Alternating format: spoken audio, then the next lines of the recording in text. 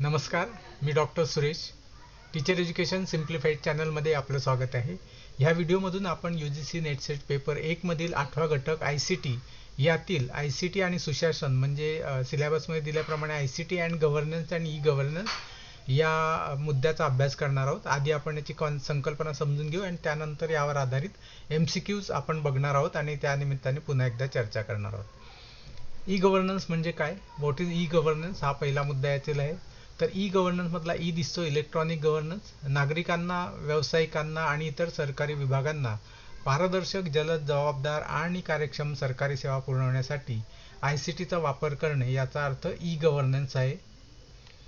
याचं जे ध्येय वाक्य आहे ते स्मार्ट गव्हर्नन्स आहे आणि या स्मार्ट शब्दाचं जे पूर्ण रूप आहे ते S म्हणजे त्यातील सिंपल आहे, M म्हणजे मॉरल आहे, नैतिक असेल, A म्हणजे अकाउंटेबल असेल, जबाबदार असेल, R म्हणजे रिस्पॉन्सिव्ह म्हणजे पटकन प्रतिसाद देणारा असेल आणि T म्हणजे ट्रान्सपरंट, पारदर्शक असेल.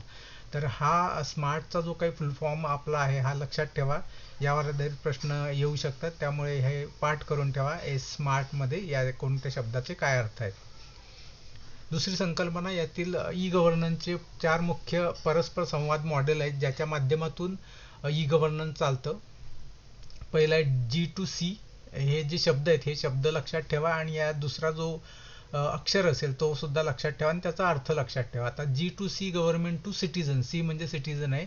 सरकारकडून थेट नागरिकांना सुविधा यामध्ये पुरवली जाते, ज्यामध्ये उदाहरणार्थ जन्म मृत्यू दाखला ऑनलाईन मिळणे, आधार कार्ड, ई पासपोर्ट, डिजिटल 7/12 ज्या ज्या सुविधा नागरिकांना ऑनलाईन मिळतात त्या सगळ्या त्यासाठी वापरलं जाणारं जे मॉडेल असतं ते गव्हर्नमेंट टू सिटीजन म्हणजे G2C असतं.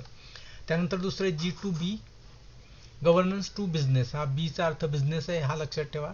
सरकार आणि व्यापारी उद्योगपती यांच्यातील व्यवहार सुलभ करणे, उदाहरणार्थ GST भरण्यासाठी पोर्टल असतं, ई टेंडरिंग असतं, कॉर्पोरेट टॅक्स भरण्याची प्रणाली असते, ही सगळी बिझनेस व्यावसायिकांसाठी असते. म्हणून यासाठी जे मॉडेल वापरलं जातं त्याला G2B असं म्हणतात, गव्हर्नमेंट टू बिझनेस. त्यानंतर G2G गव्हर्नमेंट टू गव्हर्नमेंट. विविध सरकारी विभाग आणि मंत्रालयांमध्ये अंतर्गत माहितीची देवाणघेवाण होते, उदाहरणार्थ e office, smart police network किंवा अर्थ खातं दुसऱ्या खात्याला पैसे पाठवतं, त्या खात्याकडनं हिशोब मागवतं. विविध संस्थांना अनुदानित अशा पद्धतीने अनुदानाशी संबंधित असेल, पगाराशी संबंधित असेल, एकमेकांशी सरकारे जेव्हा एकमेकांशी संवाद या प्रणालीतून साध्य करतात तेव्हा तो G2G गव्हर्नमेंट टू गव्हर्नमेंट संवाद या प्रकारचं मॉडेल वापरलं जातं. त्यानंतर G2E government to employee. Icha अर्थ एम्प्लॉई असा आहे.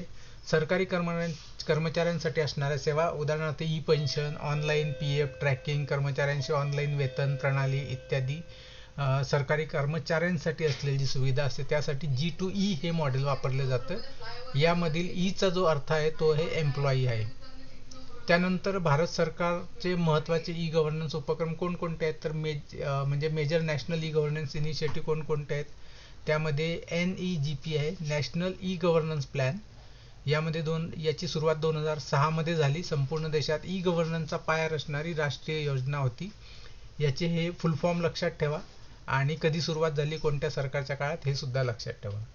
Digital India program. Digital India हा 1 जुलै 2015 रोजी सुरुवात झाली. याचे 3 मुख्य क्षेत्र आहेत. प्रत्येक नागरिकाला डिजिटल पायाभूत सुविधा उपलब्ध करून देणे, मागणीनुसार ई सेवा उपलब्ध करून देणे आणि नागरिकांचे डिजिटल सक्षमीकरण करणे. या 3 क्षेत्रांमध्ये प्रामुख्याने या योजनेचा विस्तार आहे. याची स्वतंत्र वेबसाईट सुद्धा आहे, आपण वेबसाईट सुद्धा जरूर बघा. ह्या सगळ्या ज्या योजना आहेत सगळ्याच योजनांच्या वेबसाईट आहेत. त्या वेबसाईटला जर आपण प्रत्यक्ष भेट दिली तर आपल्याला अधिक अर्थपूर्ण अनुभव येईल आणि त्याच्या माध्यमातून गोष्टी आपल्या सहज लक्षात राहतील. महत्त्वाची ई गव्हर्नन्स पोर्टल्स आणि ॲप्लिकेशन कोणकोणते आहेत. उमंग ॲप आहे. उमंगचा फुल फॉर्म लक्षात ठेवा, unified mobile application for new age governance.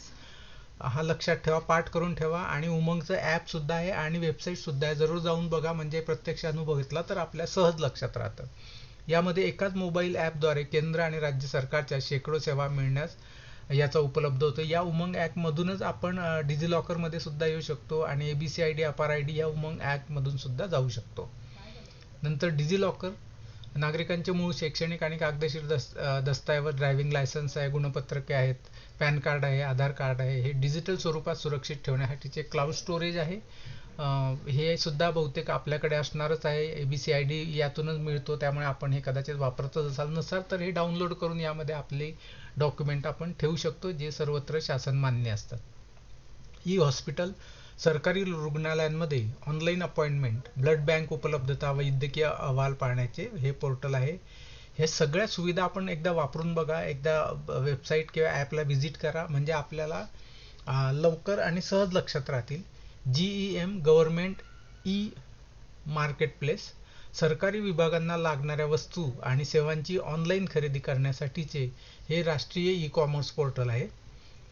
MyGovernment.in, MyGov.in नागरिक आणि सरकार यांच्यातील थेट संवाद, विचारविनिमय आणि सूचना मांडण्यासाठीचा प्लॅटफॉर्म आहे. ही सुद्धा आपण या वेबसाईटला भेट देऊन बघा. त्यानंतर CBG RAMS, centralised public grievance redress and monitoring system, नागरिकांच्या सरकारी तक्रारी ऑनलाईन नोंदवण्यासाठी आणि निवारण्यासाठीचे हे पोर्टल आहे. ही सुद्धा एकदा व्हिजिट द्या आणि फुल फॉर्म लक्षात ठेवा.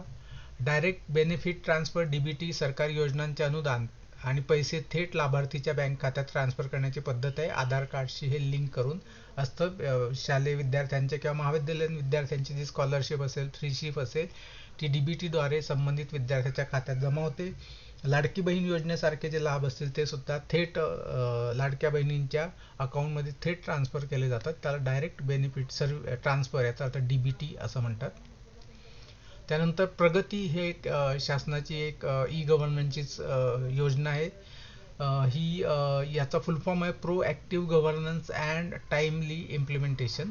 पंतप्रधानांच्या अध्यक्षतेखाली प्रमुख राष्ट्रीय प्रकल्पांच्या प्रगतीचा आढावा घेणारी ही बहुमाध्यमी संच आहे, ज्या माध्यमातून पंतप्रधान हे वेगवेगळ्या ऑनलाईन मीटिंग घेऊन सर्व जे संबंधित अधिकारी असतील, मुख्यमंत्री असतील, राज्यांचे मंत्री असतील, या सर्वांशी संवाद साधून त्यांचा आढावा घेण्याचं योजना जी आहे ती प्रगती या नावाने आहे. चला आता या मुद्द्यांवर आधारित आपण बहुपर्यायी प्रश्न बघूया. प्रश्न 1, ई गव्हर्नन्सच्या संदर्भात स्मार्ट या संक्षिप्त रूपात M या अक्षराचा अर्थ काय आहे? तर यामध्ये मॉरल हा त्याचा अर्थ आहे, कारण स्मार्ट गव्हर्नन्स म्हणजे सिंपल आहे, मॉरल आहे, अकाउंटेबल आहे, रिस्पॉन्सिव्ह आहे आणि ट्रान्सपरंट गव्हर्नन्स आहे. या ठिकाणी असं मॉडर्न असं वाटण्याची शक्यता असू शकतं किंवा मशीन वाटण्याची शक्यता असू शकते, कारण हे ई गव्हर्नन्स आहे म्हणून, पण यामधील मॉरलचा अर्थ नैतिक असा अर्थ आहे. प्रश्न 2, नागरिकांना विविध सरकारी सेवा एकाच मोबाईल ॲप्लिकेशनद्वारे मिळवून देण्यासाठी भारत सरकारने कोणते ॲप सुरू केले आहे? त्यामध्ये उमंग ॲप आहे. उमंग ॲपमधून आपण खूप वेगवेगळ्या सुविधा घेऊ शकतो, ज्याचा फुल फॉर्म आहे unified mobile application for new age governance. ही प्रत्यक्षात बघा आणि या कोणकोणत्या सुविधा आहेत त्यांची यादीसुद्धा आपण बघा, म्हणजे यावर आधारित आणखी वेगळ्या अंगाने प्रश्न आले तरी आपल्याला त्याची उत्तरं देता येते. प्रश्न 3, शेतकऱ्यांना थेट खात्यात पीक विमा किंवा अनुदानाचे पैसे पाठवण्यासाठी भारत सरकारद्वारे वापरल्या जाणाऱ्या DBT प्रणालीचे पूर्ण रूप काय आहे? तर याचा आहे डायरेक्ट बेनिफिट ट्रान्सफर, म्हणजे जो लाभधारक आहे त्याच्या खात्यामध्ये थेट ती अमाऊंट जमा होते. यामुळे मध्यस्थांची भूमिका संपवून निधी थेट लाभार्थ्याच्या बँकेत जमा केला जातो. प्रश्न 4, नागरिकांनी ऑनलाईन उत्पन्नाचा दाखला किंवा जन्म दाखल्यासाठी अर्ज करणे हे ई गव्हर्नन्सच्या कोणत्या मॉडेलचे उदाहरण आहे? तर याच्यामध्ये नागरिक आहे म्हटल्यावर सिटीजन आहे, म्हणून G2C हा या मॉडेलचा याच्यामध्ये समावेश आहे, गव्हर्नमेंट टू सिटीजन. 5, सरकारी विभागांना वस्तू आणि सेवांची ऑनलाईन पारदर्शक खरेदी करण्यासाठी स्थापन केलेल्या पोर्टलचे नाव काय आहे? याचं नाव आहे GEM गव्हर्नमेंट ई मार्केटप्लेस. यामध्ये GEM हे राष्ट्रीय ई मार्केटप्लेस आहे, जिथून सर्व सरकारी संस्था उत्पादने सेवांची पारदर्शक खरेदी करतात आणि त्यामुळे भ्रष्टाचार, करप्शन करण्याची शक्यता कमी होते. 6, नागरिकांचे ड्रायव्हिंग लायसन्स, वाहनांचे RC बुक, शैक्षणिक प्रमाणपत्रे डिजिटल स्वरूपात सुरक्षित ठेवणाऱ्या डिजिलॉकर या उपक्रमाची सुरुवात कधी झाली? तर याची सुरुवात 2015 मध्ये झाली. डिजिटल इंडिया ही योजना आहे, याची वेबसाईट आपण बघा. या योजनेअंतर्गत 2015 मध्ये डिजिटल लॉकर ही डिजिटल क्लाउड डॉक्युमेंट स्टोरेज सुविधा शासनातर्फे सुरू करण्यात आली. 7, ई गव्हर्नन्समध्ये नागरिकांना त्यांच्या तक्रारींचे निवारण करण्यासाठी ऑनलाईन अर्ज करण्याची सोय देणाऱ्या CBG RAMS चे पूर्ण रूप काय आहे? हे मोठे शब्द, जास्त अक्षर आहेत, त्याच्यामुळे काळजीपूर्वक लक्षात ठेवा. इथे गोंधळ ग्रीव्हन्स आणि गव्हर्नन्स आणि यामध्ये होऊ शकतो.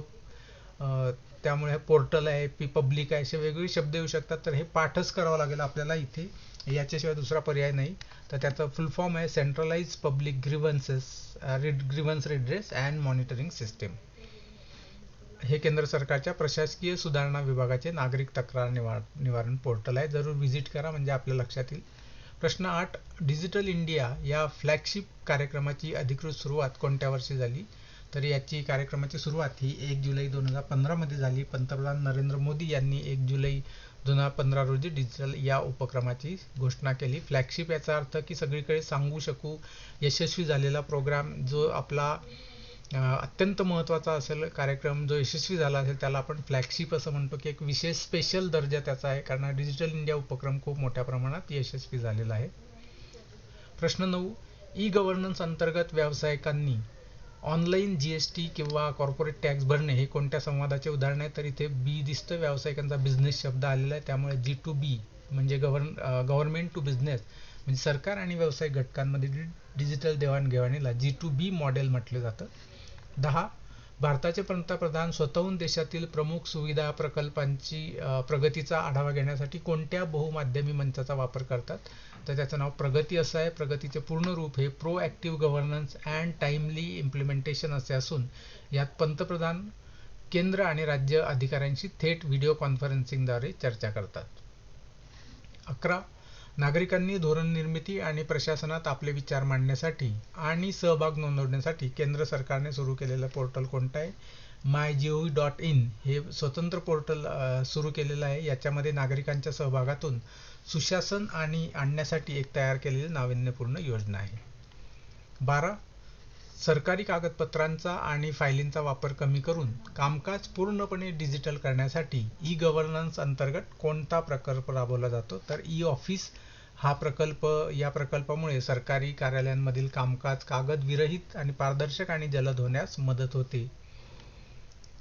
प्रश्न 13, 2 वेगवेगळ्या सरकारी विभागांनी किंवा मंत्रालयांनी एकमेकांशी डेटा व माहितीची ऑनलाईन देवाणघेवाण करणे हे कोणत्या मॉडेलमध्ये येते? तर 2 सरकारी विभाग आहे म्हणून गव्हर्नमेंट टू गव्हर्नमेंट आहे म्हणून G2G आहे. त्यामुळे शासनाच्या आंतरविभागीय माहिती आणि सेवांची ऑनलाईन देवाणघेवाण मधल्याच वेगवेगळ्या डिपार्टमेंटमध्ये होत असते. प्रश्न 14, ई गव्हर्नन्स उपक्रमांतर्गत आरोग्य सेवेमध्ये सुधारणा करण्यासाठी रुग्णांना सरकारी रुग्णालयात ऑनलाईन OPD पास मिळवून देणारी सुविधा प्रणाली कोणती आहे? तर यामध्ये E hospital ORS online registration system, याद्वारे नागरिक घरबसल्या सरकारी रुग्णालयांमधील डॉक्टरांची अपॉइंटमेंट घेऊ शकतात. हा अनुभव एकदा घेऊन बघा, ही सुविधेचा एकदा अनुभव घ्या, एकदा जाऊन बघा ऑनलाईन आणि सर्च करा कशा पद्धतीने केलं जातं. एक नागरिक म्हणून सुद्धा आपल्याला याचा फायदा होईल आणि एक परीक्षार्थी म्हणून सुद्धा त्याचा आपल्याला फायदा होईल. प्रश्न 15, national e governance plan NEGP ची सुरुवात भारत सरकारने कोणत्या वर्षी केली होती? तर 2006 मध्ये NEGP ची सुरुवात झाली होती, ज्यामध्ये 31 मिशन मॉड प्रोजेक्ट यांचा समावेश करण्यात आलेला होता. प्रश्न 16, मोबाईल बँकिंग आणि ऑनलाईन आर्थिक व्यवहारांना प्रोत्साहन देण्यासाठी NPCL द्वारे विकसित केलेल्या डिजिटल पेमेंट सिस्टीमचे नाव काय आहे? तर त्याचं UPI हे नाव आहे. UPI म्हणजे युनिफाईड पेमेंट इंटरफेस. डिजिटल व्यवहारांना चालना देण्यासाठी NPCI ही अत्यंत लोकप्रिय सिस्टीम विकसित केली आहे. याची सुद्धा वेबसाईट आहे, हे सुद्धा आपण जरूर जाऊन बघा. 17, न्यायालयांचे कामकाज डिजिटल करून खटल्यांची माहिती आणि तारीख ऑनलाईन उपलब्ध करून देणाऱ्या ई गव्हर्नन्स प्रकल्पाला काय म्हणतात? तर त्याला ई कोर्ट्स असं म्हणतात. जसं की याच्यामध्ये दिसतंय, जस्टिस आहे, लॉ आहे, न्याय आहे, त्याच्याऐवजी ई कोर्ट्स हा त्याच्यासाठी अचूक उत्तर आहे. ई कोर्ट्स या प्रोजेक्टद्वारे भारतीय न्यायव्यवस्था संगणकीकरण आणि डिजिटलायझेशन केले जात आहे. 18, ग्रामीण भागातील नागरिकांना ई गव्हर्नन्सच्या विविध सेवा पुरवण्यासाठी खेडोपाडी स्थापन करण्यात आलेल्या केंद्रांना काय म्हणतात? कॉमन सर्व्हिस सेंटर्स म्हणतात. आपले सरकार केंद्र वेगवेगळ्या ठिकाणी आपण बघू शकतो, हे केंद्र उघडलेले असतील आपले सरकार केंद्र. याद्वारे इंटरनेट नसलेल्या किंवा डिजिटल ज्ञान नसलेल्या ग्रामीण भागातील नागरिकांना ऑनलाईन सरकारी सुविधा पुरवण्याचं काम या केंद्रांच्या माध्यमातून करत असतात. प्रश्न 19, ई गव्हर्नन्समुळे सरकारी प्रक्रियेतील पारदर्शकता वाढून खालीलपैकी कशावर नियंत्रण मिळवता येते? यामध्ये ई गव्हर्नन्समुळे भ्रष्टाचार करप्शन यावर नियंत्रण मिळवता येते. थेट ऑनलाईन सेवा उपलब्ध असल्यामुळे मानवी हस्तक्षेप कमी होतो आणि भ्रष्टाचार रोखण्यास मदत होते. थेट ऑनलाईन ॲप्लिकेशन केल्यानंतर प्रत्यक्षात त्या संबंधित अधिकाऱ्याकडे जाते, त्यामुळे मध्ये करप्शन करण्याचे चान्सेस हे कमी होतात. शेवटचा प्रश्न, या व्हिडिओमधील ई गव्हर्नन्स राबवताना येणारा मुख्य तांत्रिक अडथळा खालीलपैकी कोणता मानला जातो? यामध्ये डिजिटल डिव्हाइड हा मोठा अडथळा मानला जातो. डिजिटल डिव्हाइड म्हणजे संगणक, इंटरनेट सुविधा वापर असणारे आणि नसणारे लोक यांच्यामधील दरी. यामुळे ई गव्हर्नन्स सर्वदूर पोहोचण्यास हा मोठा अडथळा आहे. म्हणजे काही भागांमध्ये असतील किंवा शहरामध्ये सुद्धा असेल, शहरी ग्रामीण असा भाग असू शकतो किंवा श्रीमंत गरीब असा भाग असू शकतो. त्यामुळे जर दोन विद्यार्थी एक शहरी भागात एक ग्रामीण भागात आहे, एका ठिकाणी इंटरनेटचा स्पीड चांगला आहे त्यामुळे त्याचा कोणतं ॲप्लिकेशन पटकन भरलं जातं, पेमेंट सक्सेसफुल होतं, आणि एका ठिकाणी ग्रामीण भागामध्ये ज्या ठिकाणी नेटवर्क कमी आहे त्या ठिकाणी तोच विद्यार्थी जेव्हा ॲप्लिकेशन भरतोय तेव्हा त्याचं ॲप्लिकेशन पूर्ण होत नाही, मध्ये सर्व्हर डाऊन होतो किंवा कम्प्युटर हँग होतो आणि त्याला नेटवर्क मिळत नाही, पेमेंट कधी कधी फेल होतं. अशा बऱ्याच अडचणी येतात आणि त्यामुळे एकच सुविधा एकाला पटकन मिळते, दुसऱ्याला मिळत नाही, कारण दोघांमध्ये जी डिजिटल सुविधा असण्याची जी काही शक्यता आहे ती दोघांमध्ये कमी जास्त असते. त्यामुळे सर्वांना समान प्रमाणात इंटरनेट आणि सुविधा नसल्यामुळे डिजिटल डिव्हाइड तयार होतो, म्हणजे एक विभाजक तयार होतो, विभाग तयार होतो की जे आहेरे आणि नाहीरे अशा गटांमध्ये हा डिजिटल डिव्हाइड आपल्याला एक्सप्लेन करता येईल. अशा पद्धतीने आपण या ICT मधील शेवटच्या घटकाचा अभ्यास केलेला आहे. आपल्याला व्हिडिओ आवडला असेल तर चॅनल सबस्क्राईब जरूर करा आणि आपल्या मित्रमैत्रिणींसोबत सुद्धा व्हिडिओ शेअर करा. माझ्याकडून आपल्याला परीक्षेसाठी खूप खूप शुभेच्छा.